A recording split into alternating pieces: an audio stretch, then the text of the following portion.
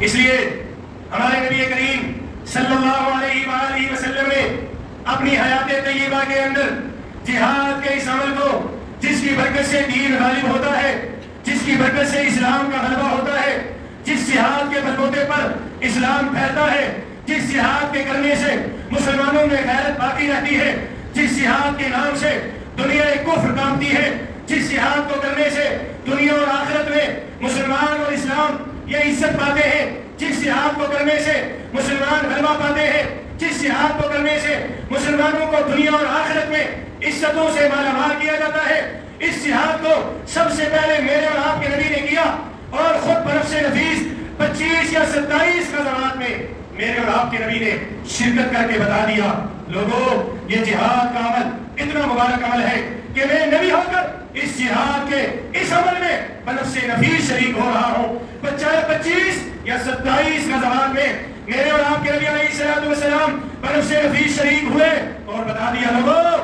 جہاد کا عمل اتنا مبارک عمل ہے کہ تم اگر اس جہاد کے عمل کو کرو گے تو گویا تم میری سنت پر چلو گے۔ اور قرآن کریم میں اللہ نے بے شمار مقامات پر اسی جہاد کی فضیلت کو بیان کیا، قتال کی اہمیت کو بیان کیا، لڑنے اور لڑانے اور مرنے اور مارنے کی بات کی۔ کبھی اللہ نے فرمایا یقاتلون فی سبیل اللہ فیقتلون ویقتلون، اللہ کے راستے میں قتال کرو، یا تو کافروں کو مارو یا خود میرے نام پر شہید ہو جاؤ، یا خود میرے نام پر شہید ہو جاؤ۔ اللہ کی طرف سے جیسے نماز، روزہ، حج، زکوٰۃ یہ فریضے ہیں، ایسے ہی جہاد یہ بھی اللہ کی طرف سے ایک اہم اور بڑا فریضہ ہے۔ یاد رکھیے آج امت مسلمہ نماز، روزہ، حج، زکوٰۃ کو تو اللہ کا فریضہ مانتی ہے اور کرتی بھی ہے، کسی نہ کسی سطح پر ان فرائض کو پورا کرنے کی کوشش امت مسلمہ کر رہی ہے، لیکن افسوس کی بات یہ ہے جہاد، قتال جو اللہ کی طرف سے ایک اہم ترین فریضہ، اس کو ماننے سے منکر ہو چکی ہے۔ کرنا تو دور کی بات، جہاد کا انکار کیا جا رہا ہے سر عام۔ آج جہاد کے منکر آپ کو اپنی سوسائٹی میں نظر آئیں گے، بڑے فخر کے ساتھ آج جہاد کو فساد کر دیا گیا، اور یہ جہاد کو فساد کہہ کر جہاد کا انکار کر دیا گیا۔ یاد رکھیے جہاد اللہ کا ایک اہم فریضہ ہے۔ قرآن کریم میں اللہ نے دو چیزوں کو بڑی تفصیل کے ساتھ اور بڑے مفصل انداز میں بیان کیا۔ آج امت مسلمہ ان دونوں سے کترا رہی ہے۔ ایک رب تعالیٰ نے قرآن کریم میں میراث کا ذکر کیا کہ باپ اگر مر جائے بیٹے کا کتنا حصہ، بیٹی کا کتنا حصہ، بیوی کا کتنا حصہ، فلاں کا کتنا حصہ، فلاں کا کتنا حصہ۔ آج امت مسلمہ میراث سارے کا سارا ہڑپ کرنے کی کوشش کر رہی ہے، اور امت مسلمہ بھول چکی ہے کہ یہ بھی کوئی فریضہ ہے، اور پتہ ہی نہیں سارا مال کھانے ہڑپ کرنے کی کوششیں کی جا رہی ہیں، بہنوں کا حق دبایا جا رہا ہے، اور یتیم بچوں کے حقوق پر ڈاکے ڈالے جا رہے ہیں۔ گویا آج اس میراث کے اہم ترین اور خاص ترین موضوع کو، جس کو اللہ نے قرآن میں کھول کھول کے تفصیلاً بیان کیا، نہ نماز کو اتنی تفصیل سے بیان کیا، نہ روزے کو اتنی تفصیل سے بیان کیا، نہ حج کو بہت زیادہ تفصیل سے بیان کیا، نہ ہی زکوٰۃ کو بڑی تفصیل سے بیان کیا۔ ایک میراث ایسا اللہ کا حکم جس کو اللہ نے قرآن میں کھول کھول کے ایک ایک حق کو بیان کیا، ایک ایک وہ حق کو اللہ نے قرآن میں تفصیل سے بیان کیا۔ دوسرا وہ جہاد ہے جو اللہ کی طرف سے ایک ایسا فریضہ جس کو رب تعالیٰ نے کھول کھول کے بیان کیا ہے، اور جہاد کے اس عمل کو جو مسلمان اور کافر کے درمیان لڑا جاتا ہے، اس عمل کو رب تعالیٰ نے کھول کھول کے قرآن میں بیان کیا۔ افسوس کی بات یہ ہے امت مسلمہ آج عمومی طور پر ان دونوں تفصیل شدہ احکامات جو رب تعالیٰ نے قرآن میں بیان کیے ہیں بھول چکے کہ نہیں بھول چکے۔ میراث کے مسائل آج امت میں رہے ہی نہیں۔ ہمارے ہاں دارالفتاح قائم ہے، اس دارالفتاح میں سب سے زیادہ جو مسئلے آ رہے ہیں وہ طلاق کے آ رہے ہیں۔ ہر بندہ جذباتی ہے، ہائپر ہو جاتے ہیں، غصے میں طلاق دے کر کہتے ہیں کہ غصے میں دے دی، اب ایک بچہ ہے، دو بچیاں ہیں، اب 3 بچے ہیں، کیا کیا جائے، جوان ہے، غصے میں طلاق دے دی۔ ہم انہیں کہتے ہیں بھائی پیار میں بھی کوئی طلاق دیتا ہے، طلاق تو دی ہی غصے میں جاتی ہے، اور پھر اوپر سے لوگ ایسی ایسی حجتیں کرتے ہیں، ایسی ایسی باتیں کرتے ہیں۔ خاوند سے پوچھا جائے وہ الگ سے ایک بات کرے گا، بیوی سے پوچھا جائے وہ الگ سے اپنی کہانی سنائے گی، دونوں میں تضاد ہے۔ گویا شریعت کا مذاق اڑا دیا، شریعت کا مذاق بڑھا دیا، اور آج سب سے زیادہ پورے پاکستان میں طلاق کی شرح بڑھ رہی ہے۔ وجہ آج کے نوجوان غصے پر قابو نہیں پا رہے، آج کا نوجوان ہائپر ہو جاتا ہے، چھوٹی چھوٹی بات پر غصے ہو جاتا ہے۔ یہ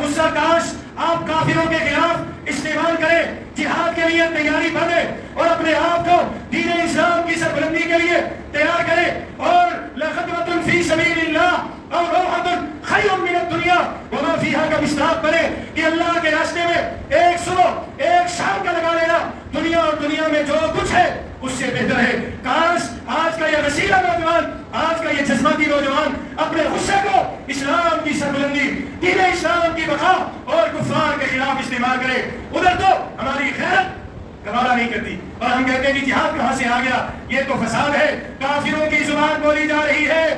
آج جہاد کو فساد کہہ کر گویا ہم کافروں کی زبان بول رہے ہیں۔ جہاد اللہ کا ایک اہم فریضہ، ایک بہترین فریضہ جس کی برکت سے اللہ اسلام کو غالب اور باقی باطل ادیان کو مغلوب کرتے ہیں۔ یاد رکھیے میرے اور آپ کے نبی کی زندگی 23 سالہ نبوت کے اعلان کے بعد کتنی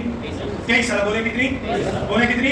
23 سالہ زندگی میں 13 سالہ مکی دور، کتنا 13 سالہ، کتنا مکی دور، 13 سالہ مکی دور۔ ایمان لانے والے اللہ اکبر، میرے نبی نے تکلیفیں برداشت کی، راستے میں کانٹے بچھائے گئے برداشت کیے، میرے نبی کی بیٹیوں کو طلاقیں ہوئی برداشت کی، میرے نبی کے کندھے کے اوپر اوجری رکھی گئی، میرے نبی نے برداشت کیا، خباب کو سلگتے ہوئے انگاروں پہ لٹایا گیا، میرے نبی نے برداشت کیا، زنیرہ کی آنکھیں نکالی گئی، میرے نبی نے برداشت کیا، عمار کو شہید کیا گیا، میرے نبی نے برداشت کیا، یاسر کو شہید کیا گیا، میرے نبی نے برداشت کیا۔ میرے اور آپ کے نبی کی 13 سالہ مکی زندگی آپ پڑھیے، تکلیفیں ہی تکلیفیں، شیب ابی طالب کی 3 سالہ وہ دور اور وہ گھاٹی، آپ ذرا سوچئے 3 سال تک میرے اور آپ کے نبی کے ساتھ سوشل بائیکاٹ کیا گیا، میرے اور آپ کے نبی نے اپنے اہل بیت اطہار کے ساتھ، اپنے ماننے والے صحابہ کے ساتھ پتے چڑھائے، اور اس کے علاوہ میرے اور آپ کے نبی نے بھوک برداشت کی، نڈھال ہوئے، پتھر باندھے، سارا کچھ 13 سالہ مکی دور میں ہوا۔ لیکن قرآن کا حکم یہ تھا فَاعْفُوا وَاصْفَحُوا حَتَّىٰ يَأْتِيَ اللَّهُ بِأَمْرِهِ، میرے نبی کی کوئی انگلی اٹھائے، کوئی آپ کو مارے، کوئی آپ کے راستے میں روڑے اٹکائے، کوئی آپ کے اوپر اوجری پھینکے، کوئی آپ کی بیٹیوں کو طلاقیں دے، کوئی آپ کے صحابہ پر ظلم جبر کرے، آپ نے برداشت کرنا ہے، آپ نے جواب نہیں دینا۔ میرے اور آپ کے نبی نے جواب نہیں دیا۔ یہ 13 سالہ مکی دور گزرا، مانگنے والے کتنے ہوئے؟ 80 یا 82 یا 83، 90 سے کم آپ کے ماننے والے تھے۔ پھر آپ علیہ السلام نے ہجرت کی، وہاں جانے کے بعد 10 سالہ مدنی دور، کتنا کون سے بولے کتنا 10 سالہ مدنی دور۔ اس 10 سالہ مدنی دور میں اللہ اکبر غور سے سنیے گا، میرے اور آپ کے نبی نے غزوات لڑے ہیں، کافروں کی آنکھوں میں آنکھیں ڈال کر مقابلہ کیا ہے، کبھی سرایا کو بھیجا ہے، صحابہ کے لشکر بنا کر دشمن کے مقابلے میں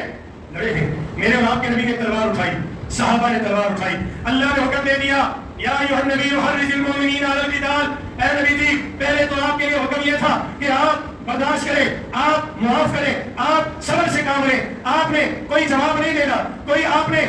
جواباً کاروائی نہیں کرنی، لیکن وہ مکی دور گزر گیا، 13 سال آپ نے برداشت کیا، اب مدنی دور ہے، لہٰذا اب آپ کے لیے حکم یہ ہے کہ آپ مومنوں کو جہاد کے لیے تیار کیجیے، اور صحیح جہاد یہی ہوتا ہے کہ مسلمان کے ہاتھ میں اسلحہ ہو جائے۔ آج پوری دنیا کا کفر وہ اسلحہ استعمال کر رہا ہے، جدید سے جدید ٹیکنالوجی آج کفر کے پاس موجود ہے، لیکن اسلام اور مسلمانوں کے اوپر قدغن لگائی جاتی ہے، پابندیاں لگائی جاتی ہے، روکا جاتا ہے، اور ان کو کہا جاتا ہے آپ اسلحہ بنا نہیں سکتے، آپ اسلحہ اٹھا نہیں سکتے، آپ اسلحہ استعمال نہیں کر سکتے، حالانکہ مسلمان کا زیور وہ اسلحہ ہے۔ مسلمان کا زیور کیا ہے؟ اسلحہ۔ آج ہمارے ہاتھ میں گلی ڈنڈا، آج ہمارے ہاتھ میں گیند بلہ دے دیا گیا اور کہا گیا اس سے کھیلو، اور انہوں نے بھی 52 سے آگے پتہ نہیں کیسی کیسی ٹیکنالوجی انہوں نے استعمال کی ایران کے اوپر۔ ابھی جب پچھلے دنوں امریکہ نے حملہ کیا تو آپ نے دیکھا کیسے کیسے تیاریں تھی، دیکھ کر خوف آتا، آنن فانن گئے اور تباہی مچا کر واپس آ گئے۔ یہ خود امریکہ اور اسرائیل دہشت گرد جدید سے جدید ٹیکنالوجی حاصل کر رہے ہیں، اور ہمیں قرآن نے کہا تھا وَأَعِدُّوا لَهُم مَا اسْتَطَعْتُم مِّن قُوَّةٍ، اے مسلمانوں اور ایمان والو اپنے آپ کو جہاد کے لیے تیار کرو، اپنے آپ کو جہاد کے لیے تیار کرو، نئے نئے اسلحے بناؤ۔ اللہ کے نبی علیہ السلام 2 جہاں کے بادشاہ ہیں، ساری کائنات جن کے لیے بنائی، جن کے لیے سجائی گئی، اللہ اکبر، اللہ کے محبوب، اللہ کے حبیب ہیں۔ آپ ہاتھ اٹھائے، اللہ سونے اور چاندی کی بارش کر دے، آپ چاہے اللہ ہیرے جواہرات آسمانوں سے بھیج دے، لیکن میرے اور آپ کے نبی اس دنیا سے جا رہے ہیں، گھر میں دیا جلانے کے لیے تیل نہیں، گھر میں کھانے کے لیے کوئی خوراک نہیں، اور اللہ اکبر میرے اور آپ کے نبی دنیا سے جا رہے ہیں، 7 درہم ہے، بار بار اللہ کے نبی حضرت عائشہ سے فرماتے ہیں ان کو خرچ کرو، میں یہ نہیں چاہتا دنیا سے چلا جاؤ، میرے گھر میں 1 درہم بھی ہو، گھر میں دیا جلانے کے لیے تیل نہیں، خوراک کا کوئی 1 لقمہ نہیں، پانی اور پیسے 1 دنیا سے جا رہے ہیں، گھر میں گھوڑا بھی ہے اور تلوار بھی ہے۔